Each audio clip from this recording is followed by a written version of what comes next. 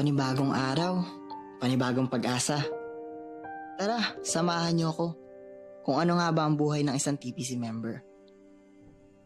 Pagkagising sa umaga, palagi akong humihingi ng tulong sa ating poong may kapal na palakasin ang aking loob, pabain ng pasensya, at higit sa lahat, gabayan ako kung saan man ako mapadpad.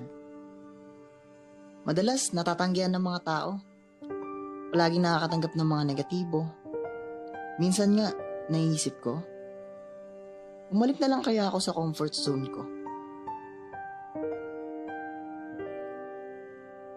Alam mo ba, kaya pala tayo binibigyan ng mga pagsubok?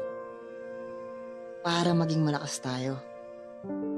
Basta, lagi mong tatandaan, hindi ka bibigyan ng pagsubok na hindi mo kayang lagpasan.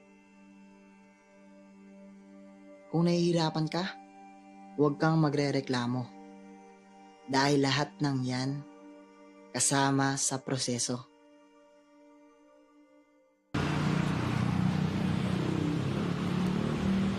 Sir, baka gusto mo mag-business, sir. Loading business to, sir. Wala akong panahon dyan. Barya-barya lang naman kita dyan. Sige, sir. Thank you po. Okay lang yan. Hindi tayo basta-basta susuko.